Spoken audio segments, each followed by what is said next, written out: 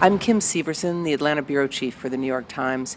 I recently took a trip to Sapelo Island, which is in a very remote part of an otherwise well-developed coast in the southeast United States.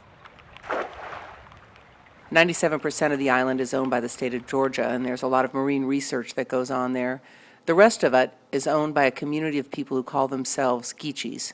As Cornelia Walker Bailey, the island's unofficial historian, will tell you, everyone here is a descendant of a slave who was brought to work on the rice plantation that once covered the island. Well, we acquired the land right after the Civil War. The people bought the land from various white landowners who had it before, and they bought it and kept it in the family and passed it down from generation to generation.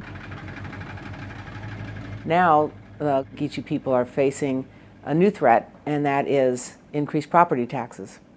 The 50 or so people who live on the island are the largest continuous community of Geechee in the country, and this tax issue may be the thing that sends them under. Everybody who lives in McIntosh County, which includes Sapelo Island, is facing a big tax hike. In 2009, the state of Georgia froze property taxes. This year it got lifted, and the tax bills that resulted are a big shock. Small mullet. Nope, the yellowtail. Property owners who were used to paying a couple $100s a year in property taxes now have to pay $3,000 or $4,000. It's a 500 or 600% increase for some people. This is a poor community. There's not a lot of work here. People are elderly. Paying the bills is going to be tough. The county's argument is that property taxes on the island have been artificially low.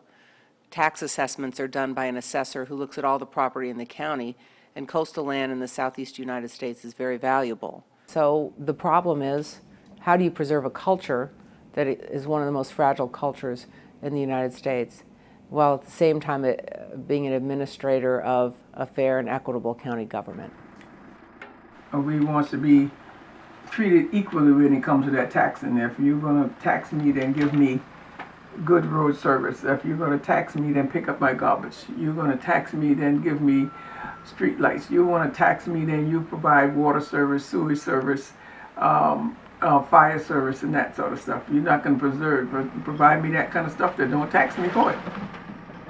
The people in Sapelo Island feel like they don't get the services that they should be getting for these increased taxes. Unlike mainland McIntosh County, garbage isn't collected by a garbage truck. People have to bring it to a dump. The one long paved road they call the Audubon. Everything else are dirt roads.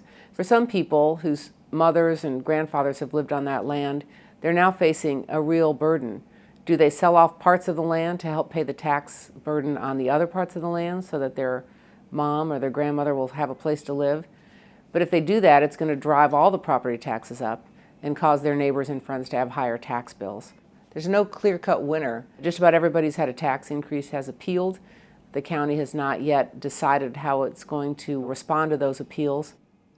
Whether development pressures will take over Sapelo Island or whether they'll be able to continue their way of life is what's hanging in the balance.